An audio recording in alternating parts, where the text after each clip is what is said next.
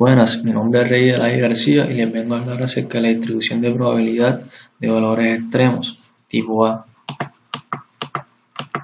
La distribución de probabilidad de valores extremos tipo A, también llamada distribución de Gumbel, es utilizada para modelar la distribución del máximo o el mínimo. Esta distribución básicamente se utiliza para predecir terremotos, inundaciones o cualquier otro desastre natural que pueda ocurrir en cualquier momento.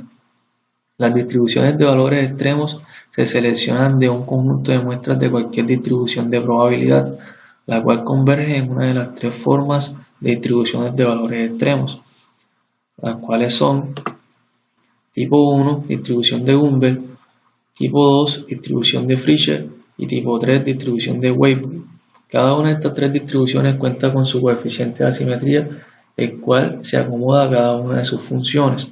Este coeficiente sale de la siguiente fórmula: 12 que multiplica la raíz cuadrada de 4 por 3 sobre pi elevado a la 3. Esto nos da una aproximación de 1.14.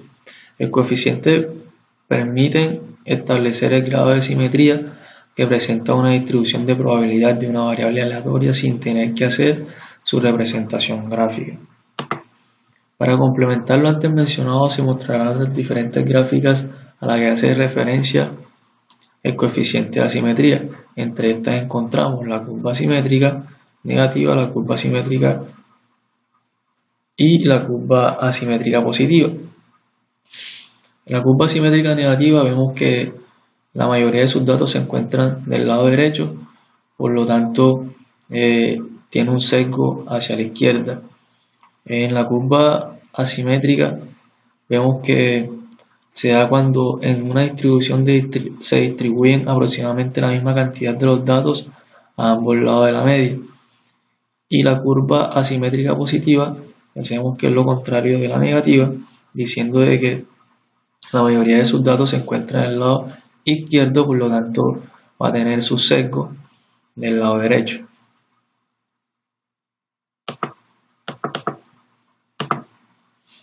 La distribución de Gumbel o valores extremos cuenta con unos parámetros fundamentales que deben de ser tenidos en cuenta, los cuales son alfa y beta.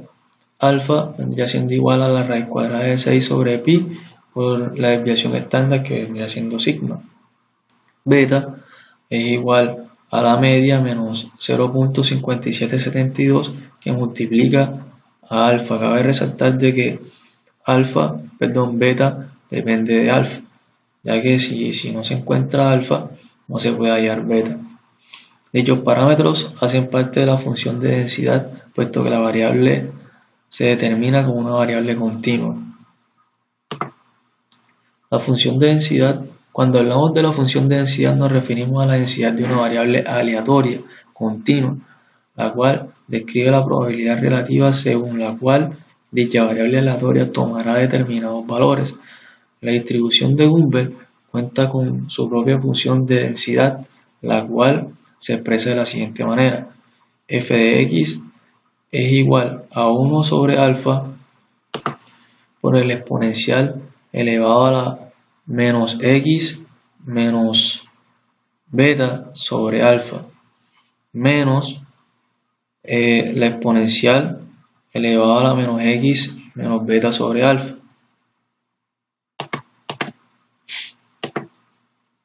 Ahora hablaremos acerca de los factores de frecuencia. El factor de frecuencia se expresa con esta función.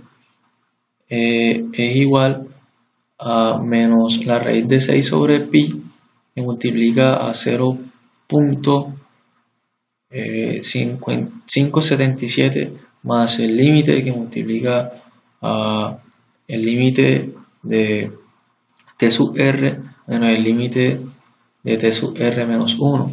Voy a resaltar que t sub r representa el periodo de retorno, o también llamado periodo de recurrencia. Estos datos se toman según el periodo de tiempo especificado donde se pronostica que puede ocurrir un evento. Bueno, ahora hablaremos sobre los intervalos de confianza. Nos quiere decir qué tan cercano puede estar el, el estimado al valor verdadero desconocido de la población. Su expresión es x sub t más o menos t que multiplica a 1 menos alfa que multiplica al error estándar o error R de estimación. Ya acá sabemos que es el factor de frecuencia y T1 menos alfa vendría siendo la variable normal estandarizada para la población de no excedencia de 1 menos A. Eso quiere decir que equivale a un año. Bueno, ahora hablaremos sobre el valor de delta, el cual se calcula de la siguiente manera, con la siguiente expresión. Delta es igual a 1 más 1.1396 y multiplica el factor de frecuencia más 1.1 que multiplica el factor de frecuencia elevado a la 2. Esto lo podemos poner en raíz cuadrada o lo podemos elevar a la 1 medio. Aquí tenemos la tabla de porcentaje de distribución que la estaremos utilizando más adelante con un ejemplo que vamos a ver. El ejemplo nos dice que debemos encontrar el caudal de 100 años de un periodo de retorno y los intervalos de confianza donde x igual a 15 metros cúbicos por segundo y la desviación estándar es igual a 5 metros cúbicos por segundo y T sub R es igual a x más el factor de frecuencia por sigma.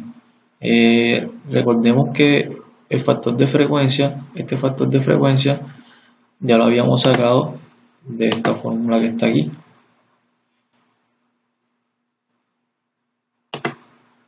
Bueno, listo. Ahora solo nos quedaría reemplazar. Nuestro caudal es igual a 15, que vendría siendo x, 15 metros cúbicos por segundo, más 3.14, que vendría siendo nuestro factor de frecuencia, por la desviación estándar, que vendría siendo 5 metros por segundo, 5 metros cúbicos por segundo. Y haciendo esta operación nos daría nuestro caudal, que sería 30.7 metros por segundo. Esto sería el periodo de retorno. El intervalo de confianza, ahora hablaremos del intervalo de confianza, que nos dice que t multiplica a 1 menos alfa. Eso nos daría que t es igual, que t es 0.95 y es igual a, según la tabla de la normal, nos dice que es igual a 1.645. Eso lo encontramos aquí, el porcentaje de la distribución. Vendría siendo la misma tabla de la normal o de distribución normal. Aquí vemos el dato. Luego, ya teniendo esto claro, pasaríamos a hacer nuestros intervalos de confianza.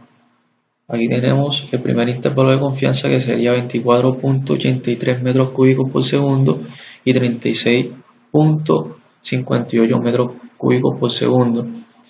Este valor que vemos aquí vendría siendo una variable aleatoria continua. Por lo tanto, si la podemos incluir dentro de estos dos intervalos de confianza. Esto nos quiere decir que nuestro caudal puede que se encuentre controlado.